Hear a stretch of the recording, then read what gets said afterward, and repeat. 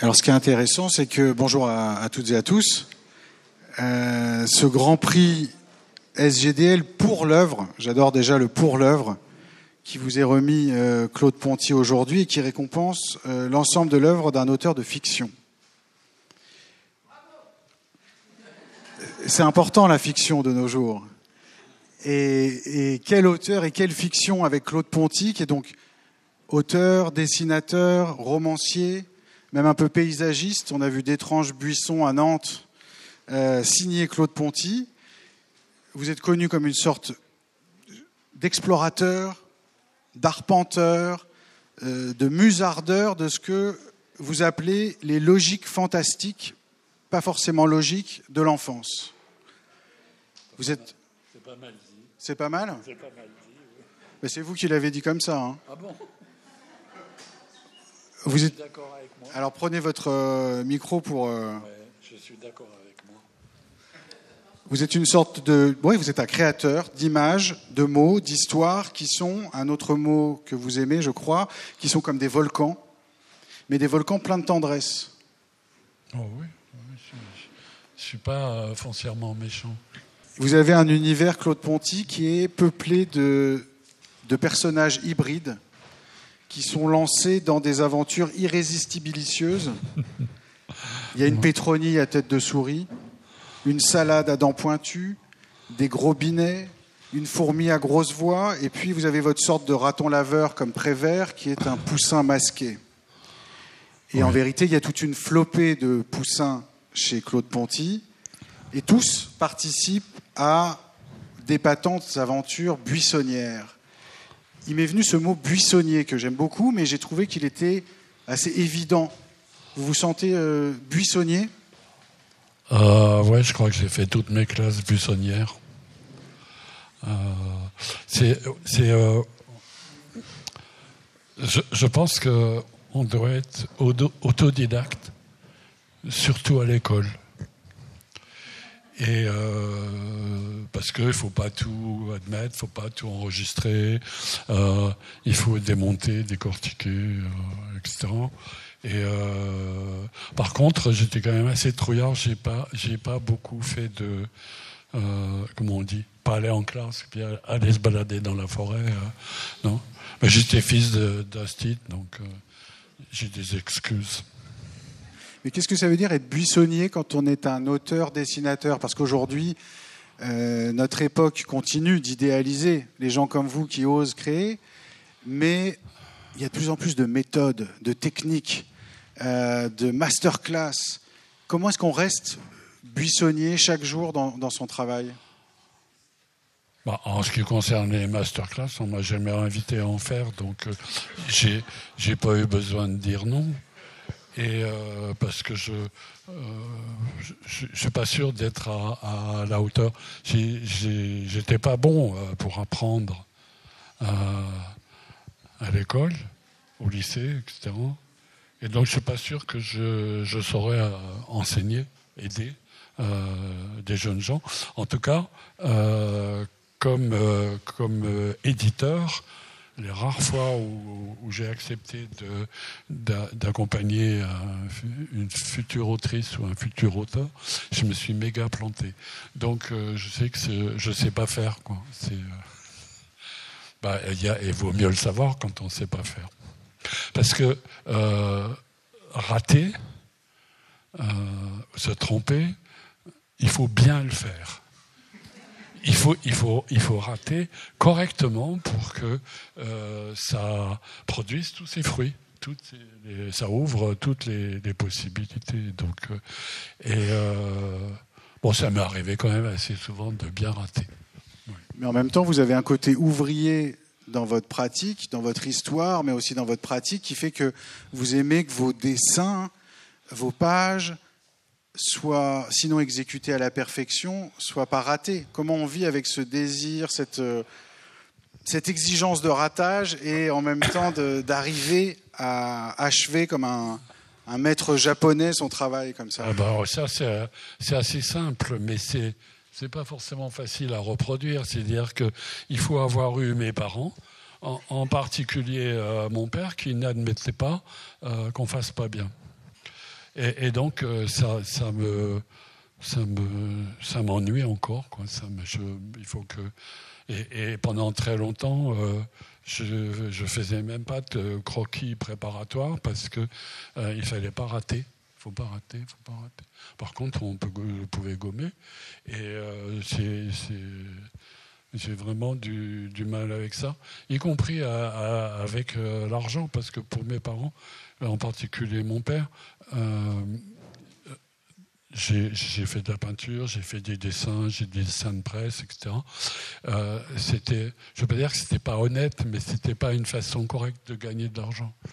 Donc, il m'arrive d'oublier d'envoyer des factures parce que j'y arrive pas, quoi. Ce qui est amusant... Mais ça va, hein, pas exagéré non plus. C'est les surprises avec Claude Ponty. Je pense que vous en avez toutes et tous fait l'expérience comme lectrice, comme lecteur. C'est l'étonnement. C'est aussi des pourquoi. Pourquoi dessine-t-il comme ça ? Pour moi, avec ce dessin qui est à la fois doux et dérangeant, comment est-ce que vous écrivez comme ça, avec des mots qui sont parfois des mots valises, parfois des mots qui n'existent pas ? Et ce qui m'est venu...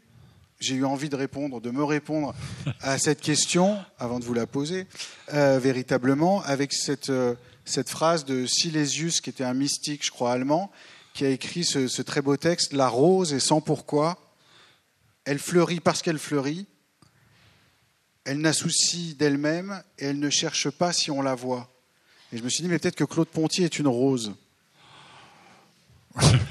Ça vous regarde, mais... C'est super le texte. La rose est sans pourquoi. J'ai l'impression que Claude Ponty est sans pourquoi, en tout cas vos aventures. Je suis entièrement d'accord avec lui. C'est écrire ou dessiner, pour moi, c'est la même chose. C'est dans ce sens que je dois y être. C'est pas une question de s'identifier, c'est pas. Je dois y être et que ce soit à parler d'une scène ou à la dessiner, il me faut les montagnes derrière que personne ne verra etc. Alors ça se fait, mais il y a ce côté. Je le fais parce que j'ai à le faire. J'ai pas d'explication. Évidemment, au bout d'un certain temps, avec un certain âge, on se retourne, on peut dire waouh, le parcours, j'ai tout le temps eu raison, tout. Mais en fait, non, c'est que peut-être que le bonheur de la chose, c'est que rien n'a été inutile. Voilà. Et j'espère que ça va continuer. Sauf à crever de chaud, mais bon. Il y a forcément, sur cette question du pourquoi, derrière l'œuvre de chaque... Je voudrais dire un petit truc. C'est le moment. Pour le pourquoi. Oui. On a tous connu les enfants, pourquoi. Et j'ai fait... Pourquoi. Voilà, et j'ai fait aussi des dessins dans Philo Magazine pour répondre aux enfants des pourquoi.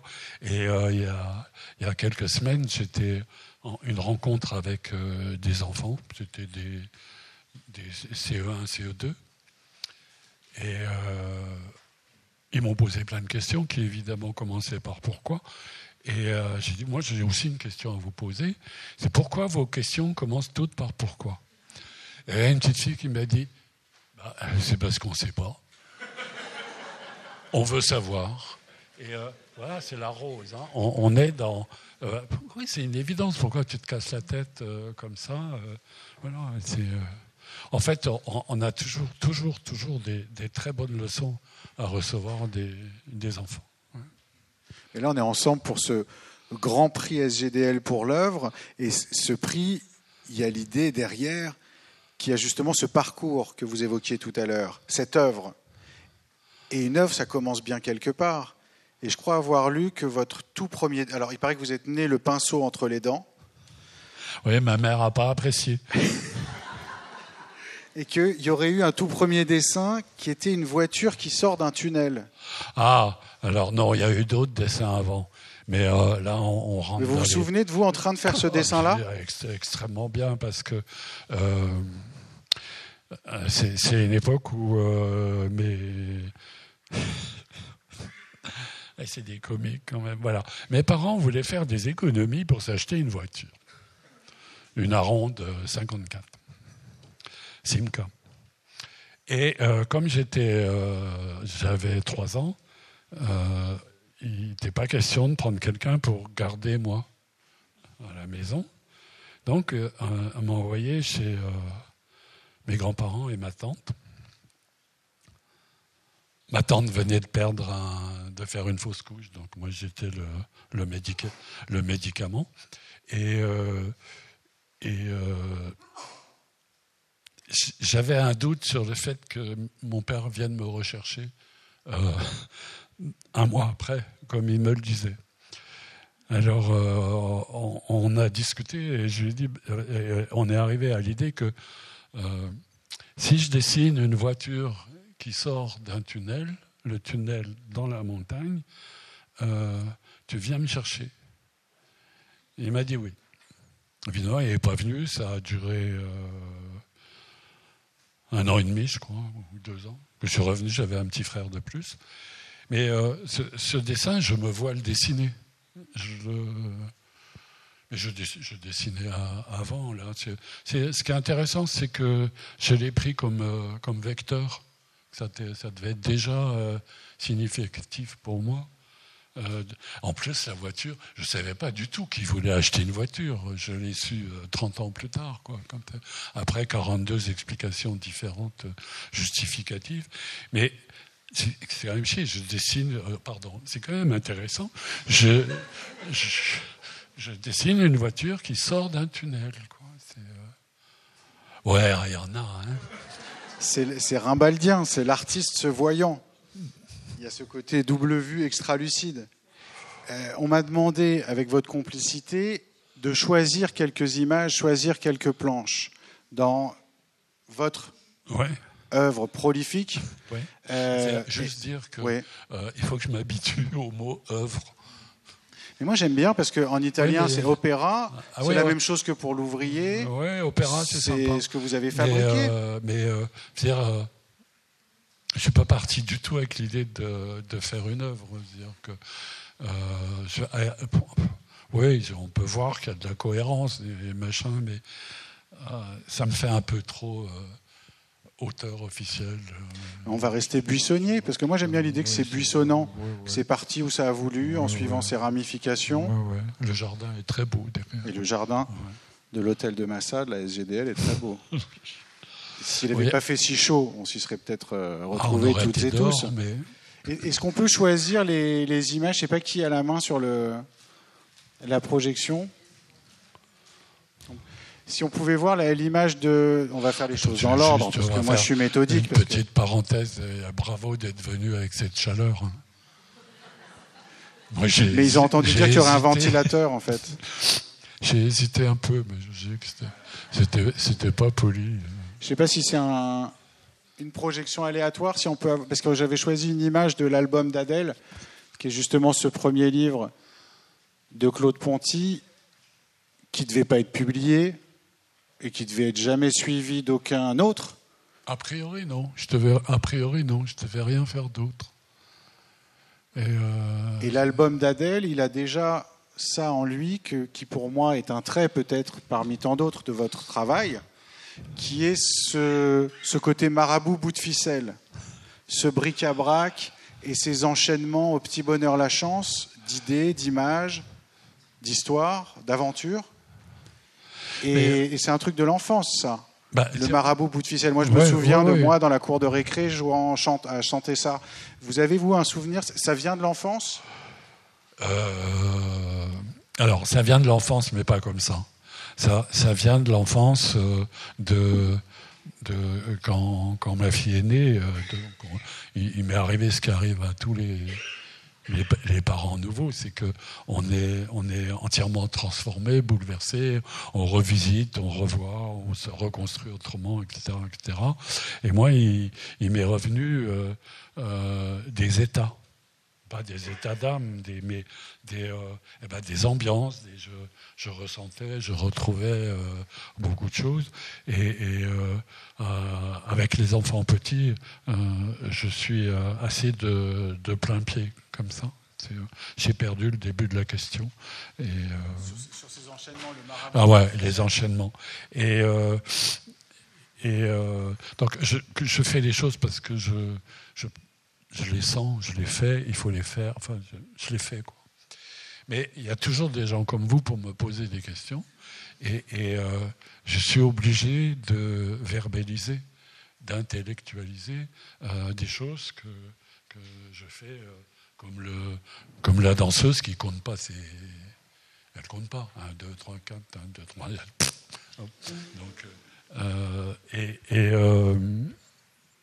l'exemple que j'ai trouvé, c'est on prend un petit, un bébé, un enfant d'1 an ou d'autre, il dort, on le réveille ou il se réveille.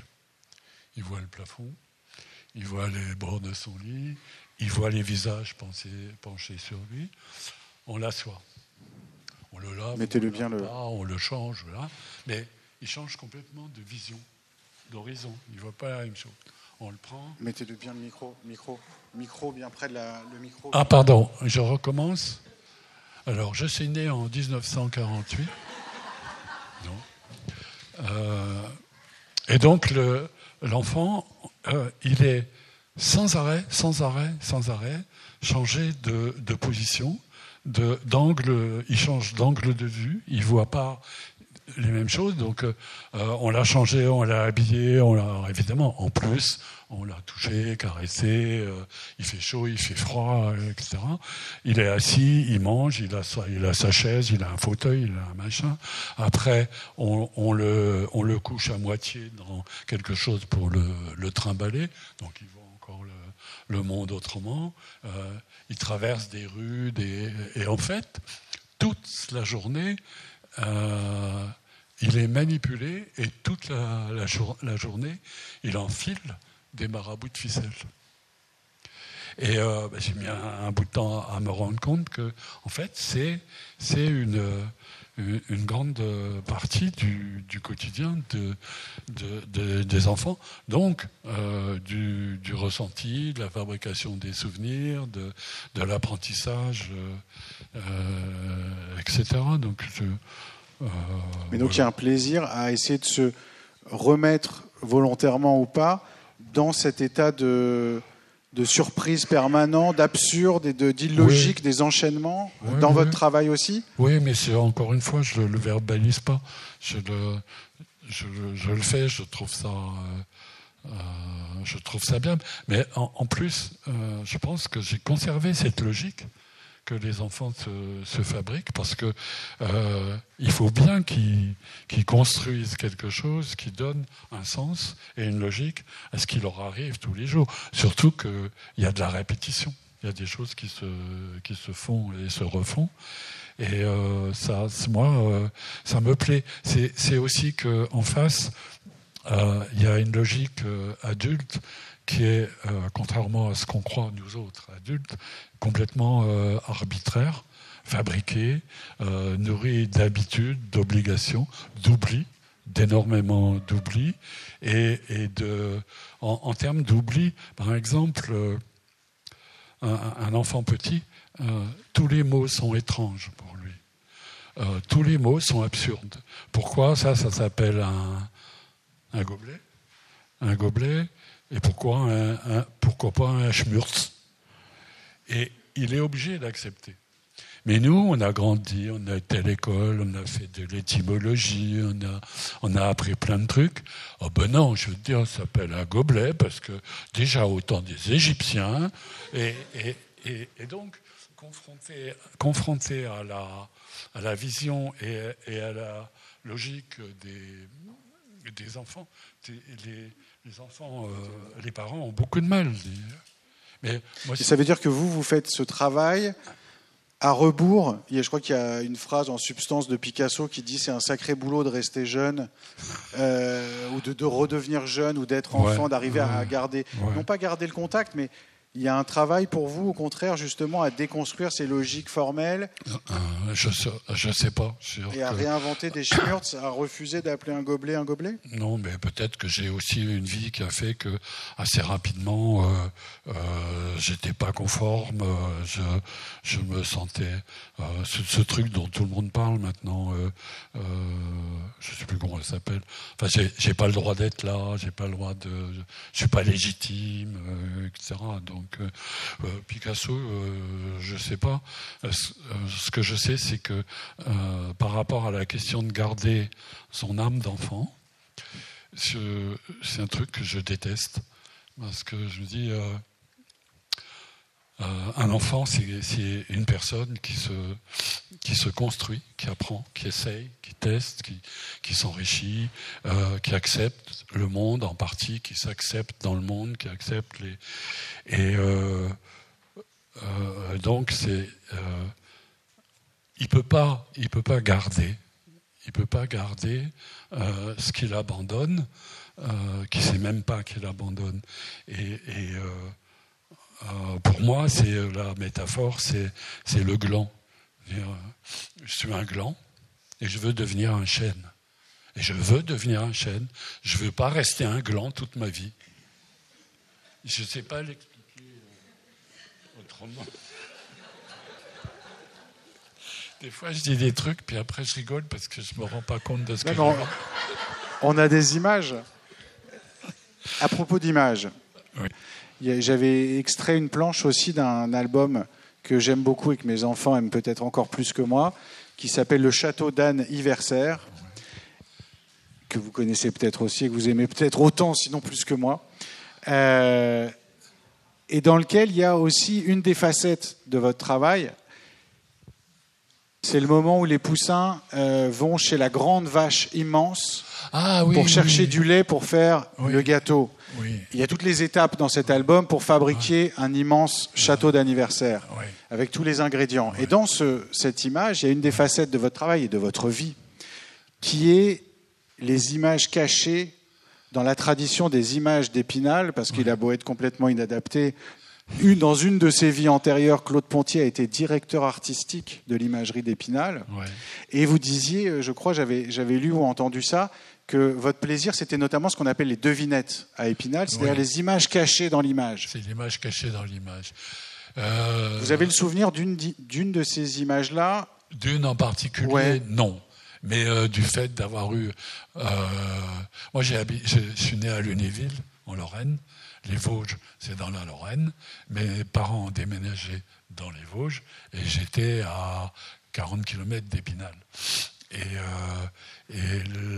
Ma mère, surtout étant de la génération à laquelle elle appartenait, elle avait des images d'Épinal.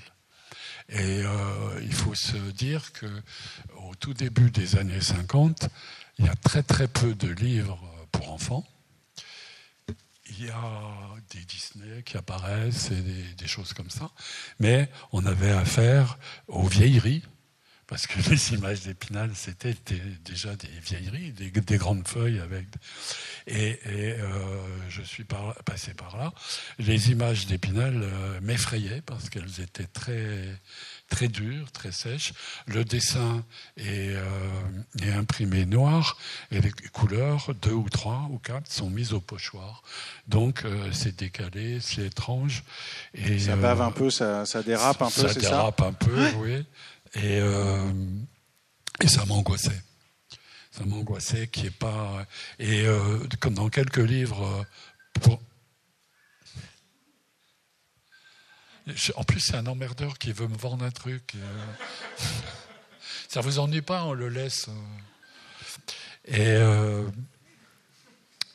les livres pour enfants, certains auxquels j'avais accès, avaient ce truc artistico-lyrique qui est d'enlever le dessin et de ne pas finir exactement. Et là, c'était insupportable pour moi. Et une des premières choses que j'ai fait quand je dessinais, c'était d'être ultra précis. C'est-à-dire que si je dessinais une tête ou une main, il ne fallait pas qu'on puisse en sortir. Il fallait que ce soit bien une tête. Alors en plus,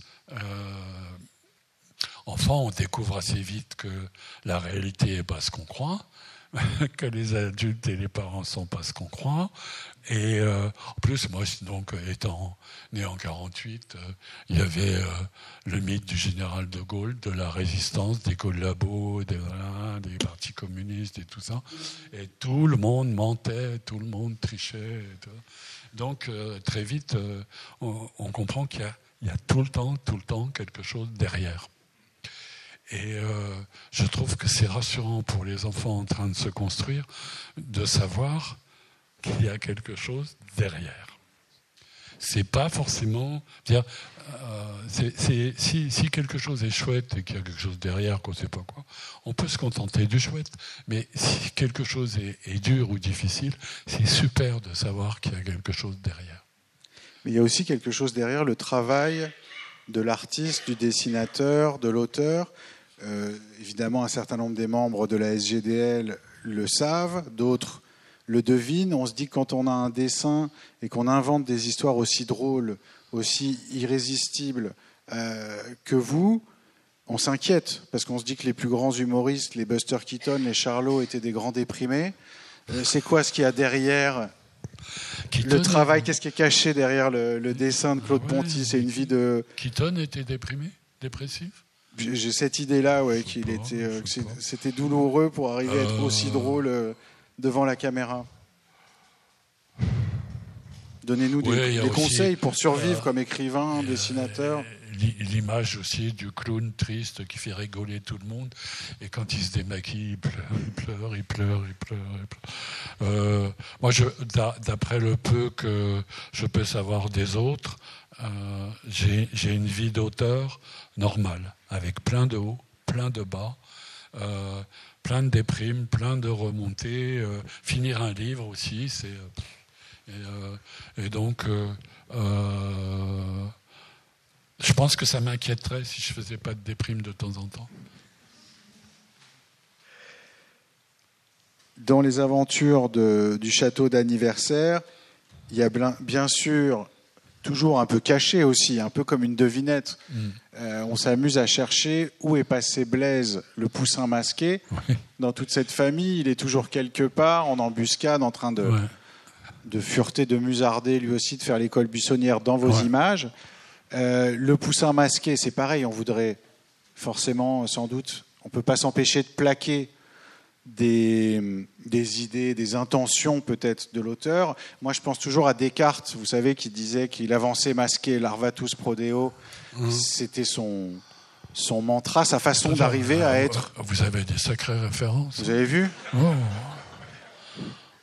C'est vous qui me faites ça. Hein. Alors, je vais vous dire, j'en ai aussi. Mais je sais que vous en avez. Blaise, le poussin masqué, il s'appelle Blaise parce que c'est un mix de Blaise Pascal et Blaise Cendrars. Chaque fois que je pense, c'est rigolo. À part ça, Blaise, c'est moi. Et cette idée d'avancer masqué ? Non, c'est le masque de Blaise. C'est une opportunité permanente. C'est-à-dire que c'est le poussin qui met le masque qui devient Blaise. Mais quand on est Blaise, on peut passer d'un livre à l'autre, d'une bibliothèque à l'autre, d'une époque à l'autre, etc. Et donc, il est aussi quelque chose comme un vecteur de l'expérience culturelle, de l'expérience de la lecture, de la transmission, et patati et patata. Voilà. Non, mais donc, j'ai des bonnes dit références. comme ça, c'est pas mal. Bah oui. Dit comme ça, le masque, c'est une métaphore du livre, en fait. De l'entrée, de la possibilité du livre, mais encore une fois, du livre, pas forcément en tant que feuille de papier assemblée et imprimée. C'est l'importance de ce qu'il y a dedans. C'est-à-dire quand c'était sur tablette d'argile, quand c'était sur papyrus, quand c'était sur peau de veau. Et c'est ça, il n'y a que ça qui compte. Dire jeune et encore maintenant, Moi, un livre de poche me suffit, quoi. J'ai pas besoin qu'il soit. Quoique c'est pas vrai, ça m'arrive d'acheter des vieux livres juste pour tripoter, mais comme j'ai une fille qui est d'aujourd'hui, penser que c'est du veau maintenant, ça me rend triste. Alors, je pense que je vais me débarrasser des vieux livres. De tous vos manuscrits enluminés du Moyen-Âge ? Ouais. Les riches d'or du duc de Berry, c'est moi qui les ai. C'est vous ? C'était donc vous ? Quand je me suis préparé à notre rencontre et que je me suis retrouvé à relire Descartes, par votre faute, Claude Ponty, j'ai découvert que l'Arvatus Prodeo, donc j'avance masqué, ça me paraissait évident parce que vos lectrices, vos lecteurs, ils savent que Blaise, le poussin masqué, est donc un personnage important parmi d'autres. J'ai découvert que l'Arvatus Prodeo, ça veut aussi dire en proie au délire, et qu'il y aurait peut-être une erreur de traduction. Je ne sais pas s'il y a des latinistes patentés dans la salle. En proie au délire, je me suis dit, mais c'est encore Claude Ponty. Non, vous pouvez y aller, j'ai pas fait de latin. Bon. Moi, j'en ai pas fait assez. J'ai trop fait l'école buissonnière pendant les cours de latin. C'est vrai que pour tous les textes anciens, y compris de pays de l'autre bout du monde, il y a toujours des questions d'interprétation et de compréhension de ce qui est dit. Mais avancer, je trouve ça c'est assez plaisant d'avancer masqué et délire. Ça va assez bien. Parce que ce qui délire, si je ne m'abuse, c'est ce qui sort de l'ornière, ce qui échappe au chemin tracé. Comment vous avez une méthode, vous, puisqu'on parlait de Descartes, il y a une méthode Ponty pour sortir de l'ornière, pour échapper, comme ça, pour délirer. Virer Descartes. Il faut des efforts pour échapper comme ça aux ornières. Une fois, sans prétention, je fais ça assez naturellement ou facilement, mais parce que aussi j'étais hostile à l'éducation, j'étais hostile à l'école,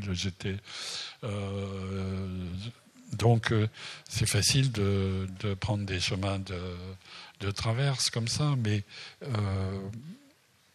si on regarde un petit peu ce qui s'est passé dans le passé, on voit quand même que c'est une succession d'affirmations logiques, de croyances en des réalités d'une forme ou d'une autre, régulièrement remises en cause, régulièrement interprétées autrement, ce qui n'empêche pas encore aujourd'hui d'avoir des scientifiques pour dire on a tout trouvé, on ne va plus rien changer et tout. Moi, j'ai vécu, j'avais un goût pour la science-fiction et à une époque, bien qu'il ait existé l'entretien sur la pluralité des mondes et tout un tas de trucs comme ça, y compris, je ne sais plus quel auteur latin, Lucien, je crois. Alors Lucien de Samosate, il fait des voyages dans la Lune, etc. Moi, quand j'étais enfant, il était stupide d'imaginer qu'il puisse y avoir d'autres planètes. Alors, habitable, n'en parlons pas. Aujourd'hui, on en a des milliers. Donc, tous ces statuts d'autorité du savoir sont régulièrement remis en cause. Alors, ça ne veut pas dire qu'il faut tout nier et voir des complots dans tous les coins, mais c'est important c'est ma fille qui m'a appris ça, de savoir que dans la science, il y a de la croyance. Alors que les gens opposent science et croyance. Voilà. J'ai le nez qui coule, je suis désolé. Mais... c'est original quand il fait grand chaud. Est-ce qu'on pourrait voir une autre planche qu'on avait choisie, qui était une planche extraite de Pétronille et ses 120 petits, qui est un autre, évidemment, livre extrêmement célèbre de Claude Ponty.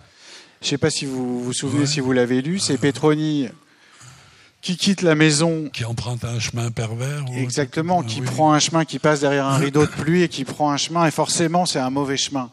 Et on se demande, en fait, toujours, avec vous, si vous faites l'apologie du mauvais chemin ou si vous essayez de protéger nos chers enfants contre les mauvais chemins. Je ne vais pas aussi loin que ça.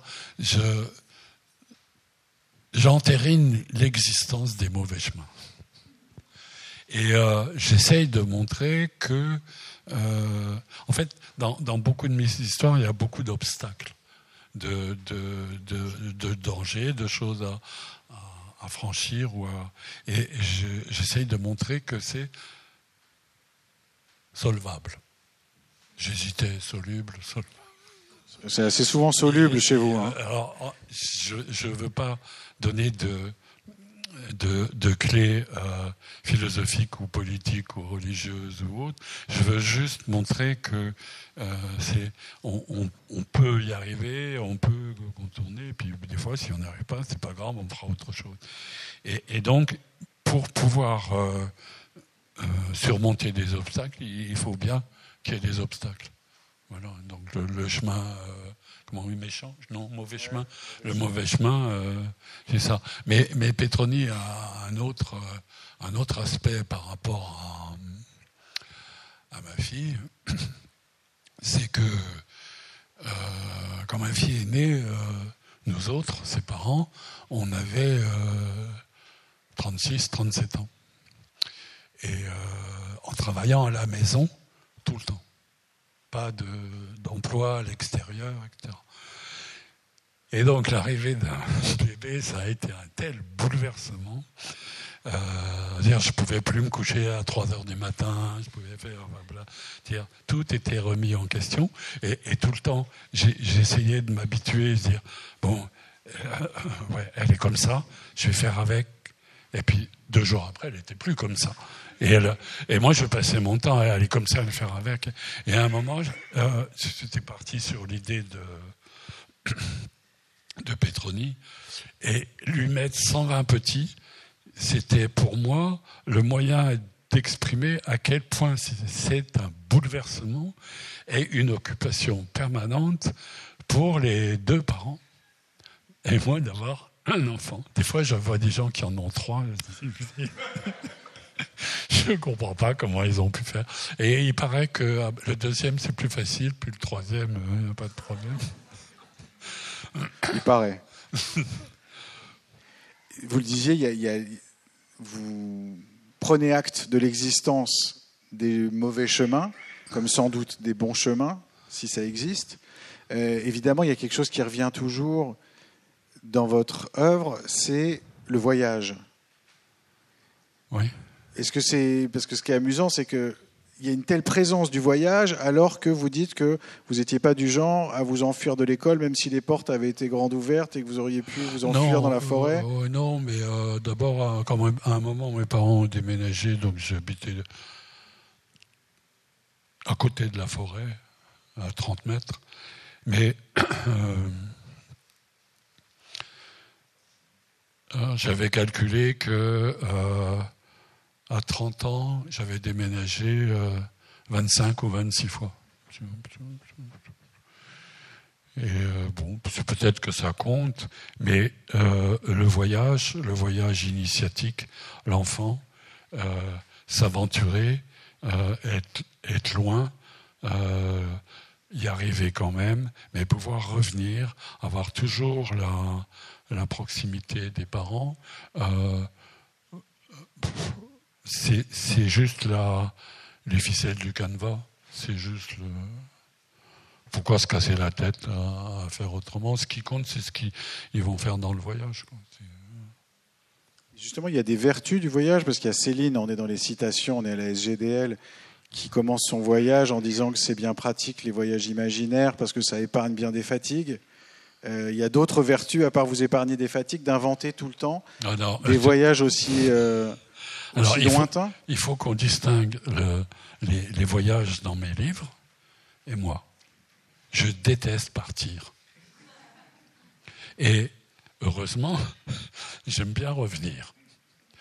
Mais plus ça va, plus je vieillis, moins j'ai envie de partir. Et même ça peut m'angoisser. Ma génération à moi, où tout le monde est parti en Inde, en Afghanistan et machin, moi je suis resté. Je ne veux pas aller loin. Bon, en plus, je n'avais pas de moyens.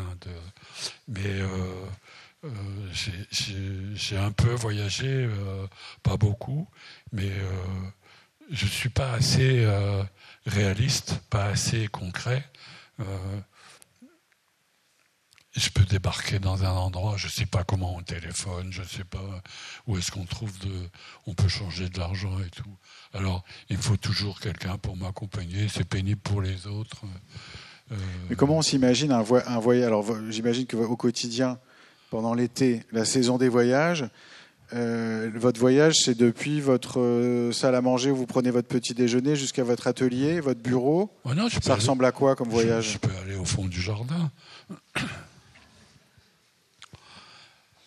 C'est-à-dire qu'il y a tellement de livres, il y a tellement de films, il y a tellement d'histoires, il y a tellement de choses sur des tas de pays. J'ai lu des dizaines de contes, des centaines de contes de Chine, du Japon, d'Afrique, des mythes de la création du monde en Amérique latine et autres. Je suis bourré d'images, j'ai pas de... Alors, il y a des gens qui disent voyager, c'est pas la peine parce qu'on ne rencontre que soi. Et puis, il y a les autres qui disent c'est un voyage génial, on découvre des cultures, des machins, des gens sympathiques. Avec le côté. Ils sont pauvres, mais ils sont hospitaliers. Ils partagent, eux. Et tout ça, ça me. C'est moi qui fais ça? Non. Ça me gonfle un peu. Je trouve que les rares fois où j'ai été un peu loin ou un peu ailleurs, je suis allé à Pékin pour invité par un lycée français, un machin. J'ai eu de la chance, j'ai pu rester quelques jours en plus. J'avais lu plein de livres chinois, anciens. J'avais lu des contes, j'avais lu Confucius, Céline. Mais j'étais incapable de leur en parler, je ne sais pas le dire en chinois. Et eux, ils ne savent pas le dire en français. Et ils m'ont emmené dans la Bibliothèque nationale mondiale géniale. Ils m'ont montré des livres chinois qui avaient 1500 ans. Bon, alors, c'est extrêmement émouvant, mais c'est plein de petites souris qui ont fait des traces de pas partout. Vous pensez que c'est les souris qui ont fait le coup? Dites-le dans le micro. Pardon. Et donc, je trouve qu'un type comme moi, il faudrait qu'il reste 10 ans pour commencer à vraiment appréhender un peu quelque chose. Donc, cela dit, au travers des livres, des documents, des films et autres, on a quand même une fréquentation assez profonde et assez intime des autres cultures. C'est toujours cette histoire d'objets culturels. La Joconde, en tant qu'objet culturel, c'est rien. C'est que dalle. Si vous ne vous mettez pas en face, si vous essayez de la regarder, de la comprendre, de voir ce qu'il y a derrière, pourquoi c'est derrière, pourquoi c'est comme ça, pourquoi il y a les mains comme ça, qu'est-ce que Vinci a bien pu vouloir lui mettre dans la tête? Pourquoi il a voulu fabriquer une femme exemplaire par rapport au canon de cette époque-là? Tout d'un coup, si on se laisse faire, la peinture va parler, parce que, par exemple, une peinture, ça ne passe pas que par les yeux, ça touche la peau. Ça fait des trucs sur la peau, etc. Et on ressent des choses à l'intérieur. Donc ça c'est une expérience intime, profonde. Et c'est ça, la lecture, ou la culture, ou l'appropriation de l'intimité. Pardon pour le micro. C'est mon côté héritage, ça. Et en ce moment, il y a un énorme culte des objets culturels qui sont rien, qui sont absolument rien. Il faut se laisser faire, il faut s'ouvrir, il faut pénétrer, Et les enfants font ça très bien. Ils sont ouverts. Et ils sont très intelligents. Moi, j'ai une petite fille qui doit avoir 1 an et demi. Il y a quelque temps, on lui a donné ce truc incontournable qui est une boîte, un cube, avec des trous en forme d'étoile, de cœur, et un couvercle à glissière. Elle a regardé le truc. Elle a essayé 2-3 fois, elle a ouvert le couvercle, elle a mis l'étoile et elle a refermé. C'est totalement logique. Ça n'a aucun sens de se casser la tête à faire rentrer une étoile dans un trou en forme de cœur, alors qu'il suffit de tirer le couvercle et de tout mettre dedans. C'est absolument génial. On a une bonne métaphore, je pense, d'un certain nombre de vos albums. Il y a autre chose qui... Je ne sais pas si on doit terminer, c'est ça ?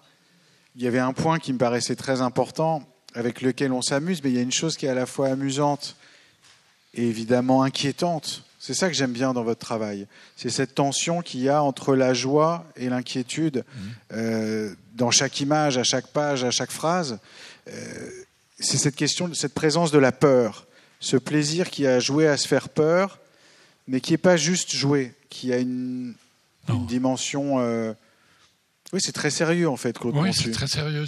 C'est un apprentissage, c'est une éducation de soi-même, c'est un renforcement de ses possibilités, c'est une découverte de la peur parmi d'autres, la curiosité par exemple, ou l'amour, la tendresse, le besoin d'être touché, le besoin d'être à l'abri. Tout ça, c'est des choses totalement essentielles pour les enfants. Et c'est pas la peine de leur faire croire que chaque élément de ce genre-là est beau, facile et pratique. Mais est-ce qu'on se sent protégé, est-ce qu'on se sent à l'abri, est-ce qu'on, quand on travaille comme vous, quand on dessine, quand on cherche ces phrases, et qu'on les peaufine avant de les envoyer à l'éditrice, à l'éditeur, il y a une forme de protection. On pourrait vanter la grandeur du plaisir de la création artistique. De protection de qui ? De moi ? Oui, contre la peur, contre justement c'est pire que tout. Non, c'est pas ça. C'est insécure comme position. J'ai des capacités d'imagination relativement étendues et je sais très bien imaginer quelque chose de totalement atroce sans que ça soit atroce pour moi, et je ferai en sorte que ça ne soit pas atroce pour l'autre si je veux m'en servir. Je distingue très bien la construction intellectuelle, la construction narrative, l'émotion dans la lecture, mais vous avez désarmé un peu comme ça la peur, le danger. C'est jamais désarmé parce qu'il y a toujours des gens qui disent qu'il ne faut pas faire ça, qu'il faut pas... On a une ex-candidate à la présidence de la République qui a décrété que faire venir une équipe de psy au collège où un enfant a poignardé une surveillante, c'est pas bien parce qu'il ne faut pas les mettre dans l'angoisse, et il faut qu'ils restent dans le bonheur du possible. Et tout. Il y a toujours quelqu'un pour dire un truc. Enfin, elle, c'est quand même des paroles de cadavre, donc c'est pas très important, mais il y a toujours quelqu'un pour vous dire que vous avez tout faux.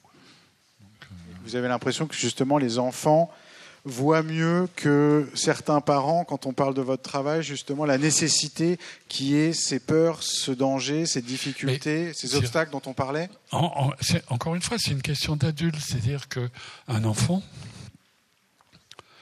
il est dans un livre ou un film ou quelque chose, il ne supporte pas, mais il arrête. il arrête, il se barre, il s'en va. S'il supporte à moitié, il fait ce qu'on a tous vu, là, comme ça.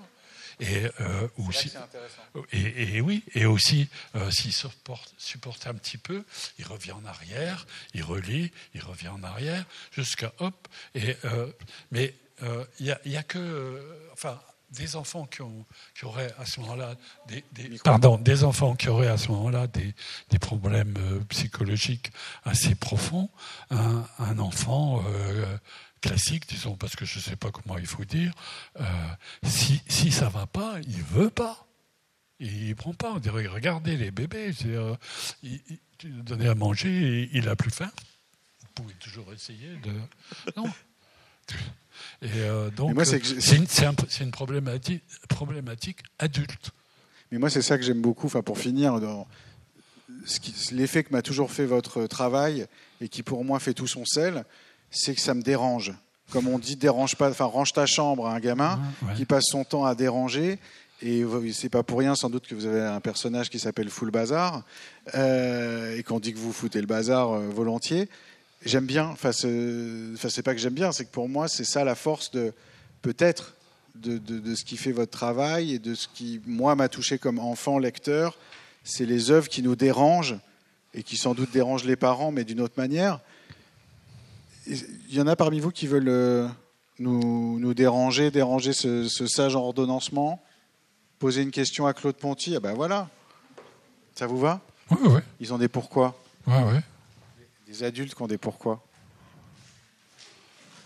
Non, mais je peux vociférer, je peux faire la voix. Merci. Moi, je maîtrise mal le micro. Je suis une lectrice assidue de vos ouvrages. On peut y voir, je trouve, de beaux paysages, quasiment cartographiés, avec du relief, de la perspective, etc.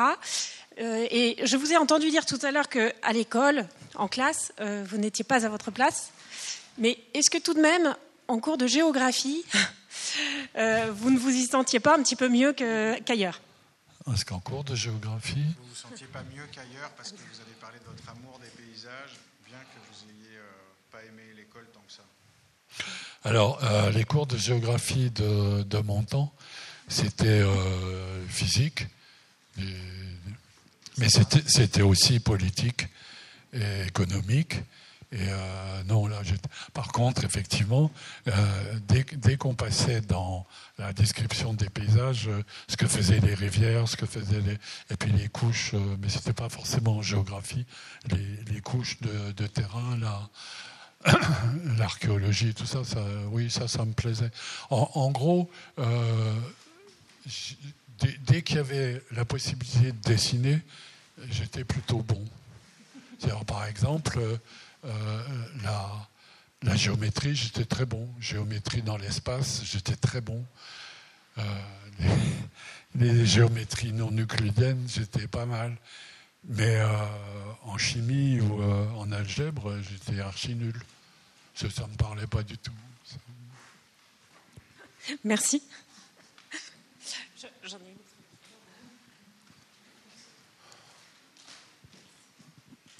une. Bonjour. Moi, j'ai une petite question sur le site internet que vous avez ouvert pour recueillir des dessins d'enfants et qu'ils puissent les exposer. Est-ce que c'est un site que vous-même vous allez regarder des fois ou comment ça se passe ? Est-ce que vous avez un lien, vous, à ce site que vous avez créé ? Est-ce que vous regardez les dessins qui sont publiés sur le site que vous avez créé ? Bah oui. Les enfants publient. Oui, bien sûr, je les regarde. Là, le site, on vient de le refonder.